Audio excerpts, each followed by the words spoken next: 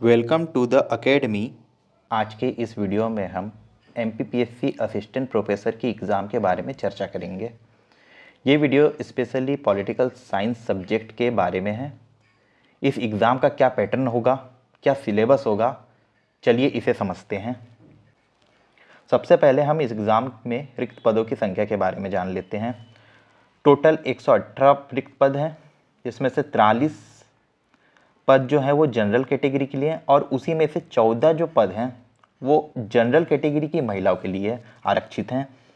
उसी प्रकार ST में 13 पद हैं, 13 पद में से 4 पद SC की महिलाओं के लिए आरक्षित हैं।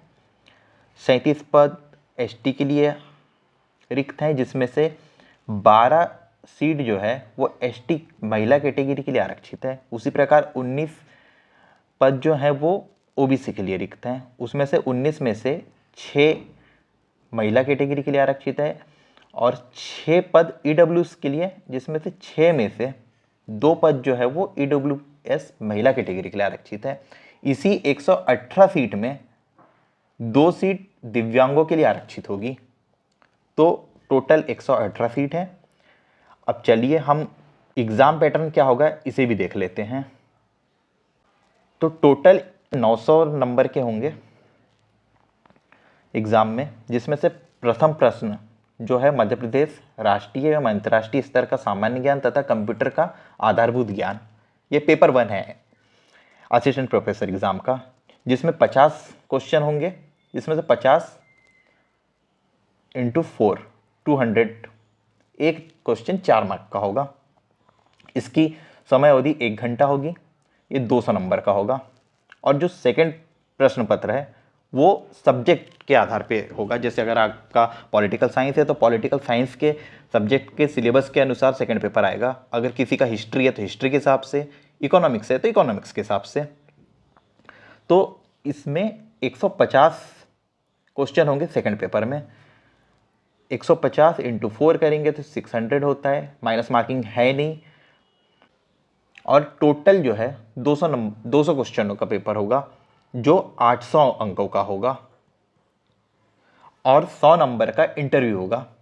तो टोटल 900 नंबर का ये एग्ज़ाम है, जिसमें से आपको जितने ज़्यादा नंबर आएंगे उतना ज़्यादा आप सेफ रहेंगे। उस प्रकार से आपको इस एग्ज़ाम की तैयारी करना है।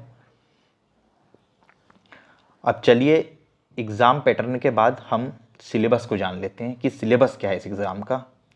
तो पेपर 1 जो है general knowledge of Madhya Pradesh है, national international level and basic knowledge of computer है। मतलब ये कि MP की हिस्ट्री, पॉलिटी, इकोनॉमिक्स, गवर्नेंस के बारे में भी होगा, क्योंकि अगर कंप्यूटर आ रहा है तो आजकल गवर्नेंस का बहुत चर्चाएं चल रही है। तो एक एक करके हम इसके पूरे पैटर्न को सिलेबस के पैटर्न को जानेंगे। सबसे पहले यूनिट जो है history, culture and literature of Madhya Pradesh है। इसमें से important historical event of Madhya Pradesh के बारे में होगा। मध्य प्रदेश का कंट्रीब्यूशन इंडिपेंडेंस में क्या था, आर्ट एंड कल्चर MP की, इम्पॉर्टेंट ट्राइब्स एंड डायलेक्ट्स, मतलब कि बोलियाँ क्या है। फिर इसके festival, folks music and folk art. फिर लिटरेली फिगर क्या थे MP के, tourism place like Sanchi, Khajuraho, Ujjain, Mahakaleshwar etcetera, और important personalities of Madhya Pradesh. Unit 2 geography of Madhya Pradesh है, जिसमें से forest, mountain, rivers of Madhya Pradesh के बारे में, मध्य प्रदेश का क्लाइमेट कैसा है, natural and mineral resources of Madhya Pradesh की, मध्य प्रदेश में क्या क्या पाया जाता है, आयरन, मैग्नीज, ये सब। फिर energy resources, conventional and non conventional, और फिर इरिगेशन मध्य प्रदेश का, और पावर प्रोजेक्ट क्या है। यूनिट 3 जो है वो political and economic of Madhya Pradesh के बारे में है। Political system of Madhya Pradesh क्या होता है, पंचायती राज कब आया था मध्य प्रदेश में, social system of Madhya Pradesh, democracy and census of Madhya Pradesh, economic development of Madhya Pradesh, main industry of Madhya Pradesh and agriculture and agri based industry of Madhya Pradesh. इन सब के बारे में क्वेश्चन पूछे जाएंगे। यूनिट 4 करंट इवेंट के बारे में होगी, international and national and MP की इम्पॉर्टेंट इवेंट कौन से हैं, फेमस स्पोर्ट, अभी किस स्पोर्टमैन ने क्या अवार्ड जीता है, किसकी रैंक क्या आई, welfare scheme of Madhya Pradesh के बारे में पूछा जाएगा, और फेमस पर्सनैलिटी एंड प्लेसेस कि मध्य प्रदेश का कौन सा खिलाड़ी कौन सा खेल खेलता है, ये सब पूछे जा सकते हैं। और पांचवी यूनिट जो होगी आईटी की होगी, मतलब कि इंफॉर्मेशन एंड कम्युनिकेशन टेक्नोलॉजी। इसमें से ई गवर्नेंस पूछा जा सकता है, ई कॉमर्स, ये फेवरेट टॉपिक होते हैं कोई भी एग्जाम के। फिर electronic computer information and technology, इसमें कंप्यूटर के क्वेश्चन पूछे जा सकते हैं, RAM ROM etcetera.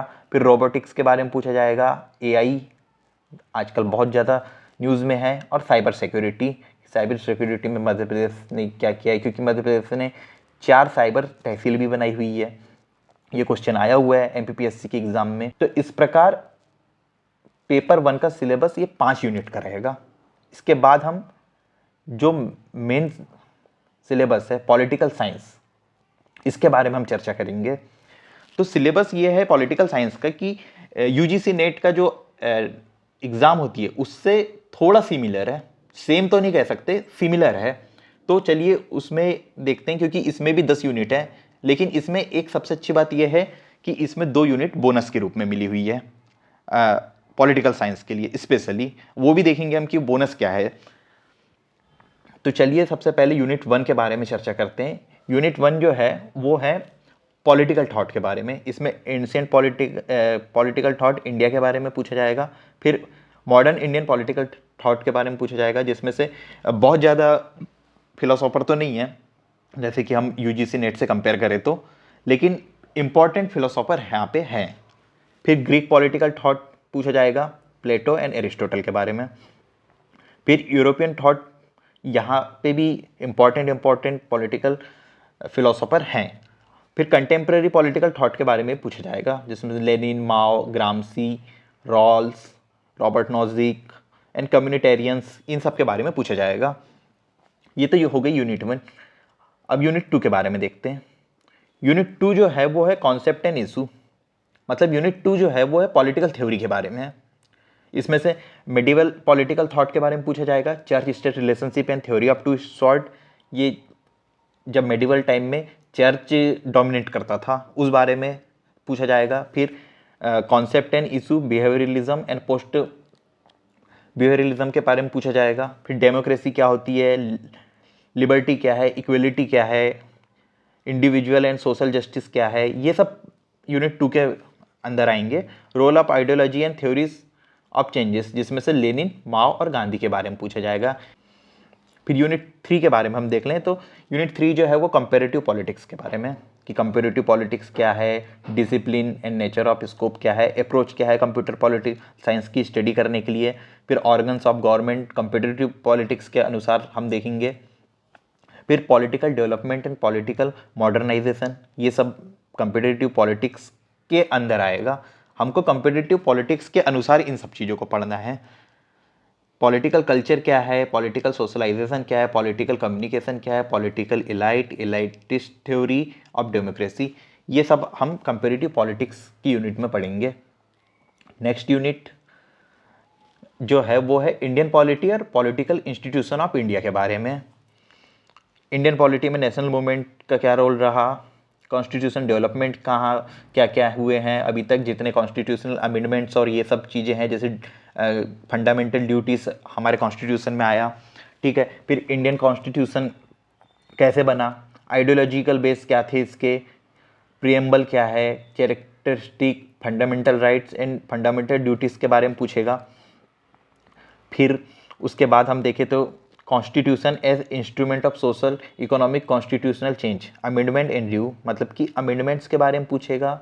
Social economical constitutional changes, ये डीपीएसपी में आता है। ठीक है, फिर इसके बाद क्या है, structure and process of parliament, मतलब पार्लियामेंट के बारे में पूछेगा। प्रेसिडेंट के बारे में पूछेगा, prime minister, council of minister, working of parliamentary system. Federalism के बारे में पूछेगा, उसकी थ्योरी। जुडिशरी के बारे में पूछेगा।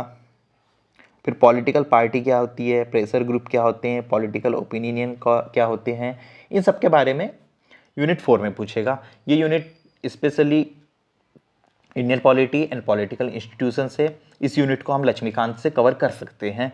ये टोटली लक्ष्मीकांत से कवर हो सकती है, इसके लिए आपको कोई एक्स्ट्रा बुक्स पढ़ने की जरूरत नहीं है। यूनिट 5 को हम देख लेते हैं। यूनिट 5 जो है वो पब्लिक एडमिनिस्ट्रेशन के बारे में है, कि पब्लिक एडमिनिस्ट्रेशन का डेवलपमेंट पूछेगा, अप्रोच क्या होती है स्टडी की, थ्योरीज ऑफ ऑर्गेनाइजेशन होगा, principle of organisation, centralisation and decentralisation, chief executive type function and role, ये सब पब्लिक एडमिनिस्ट्रेशन के अंदर आएंगे। नेक्स्ट यूनिट जो है वो है गवर्नेंस पे। पर्सनल एडमिनिस्ट्रेशन क्या है, bureaucracy, leadership, financial administration, budget and audit और गुड गवर्नेंस। यूनिट 6 जो है वो इंटरनेशनल रिलेशन पे है। अप्रोच क्या होगी इंटरनेशनल रिलेशन को पढ़ने की, idealist system, game, communication and decision making. फिर पावर क्या होती है, element of power, arms and wars, जब कोल्ड वॉर हुई थी उस समय का, अभी का, Russia Ukraine war, cold war, alliance, NAM, non alignment movement, end of cold war, globalization, ये पूरे इवेंट है। और फिर rights and duty of states in international law, treaty law, treaty क्या थी, वियना ट्रीटी, जेनेवा ट्रीटी, ये सब treaty के बारे में पूछेगा। अगली यूनिट जो है वो है इंडियाज फॉरेन पॉलिसी। इसमें इंडिया की फॉरेन पॉलिसी के बारे में पूछा जाएगा और इंटरनेशनल पॉलिसीज के बारे में पूछा जाएगा, जैसे कि political economics of international relation, WTO, फिर G20 लेटेस्ट टॉपिक है, SAARC, ASEAN, OPEC, United Nation क्या है, यूएन का पूरा जितने भी स्ट्रक्चर है, evolution of working of UNO, ये सब यूएनओ के बारे में पूरा पूछा जा सकता है। तो यूएनओ जो है वो इम्पोर्टेंट टॉपिक है। फिर इंडिया का रोल क्या है इंटरनेशनल अफेयर में, ये इसके बारे में पूछा जाएगा। Distinguish feature of Indian foreign policy and diplomacy, जैसे कि गुजराल डॉक्ट्रिन कह सकते हैं, look east policy, act east policy, ये सब जो है इंडियन फॉरेन पॉलिसी के अंदर आएंगे। नेक्स्ट यूनिट जो है वो है बोनस के रूप में। हम पेपर 1 में भी एमपी के बारे में पढ़ दें, पेपर 2 में भी हम एमपी के बारे में पढ़ेंगे। ये political institution of Madhya Pradesh की यूनिट है।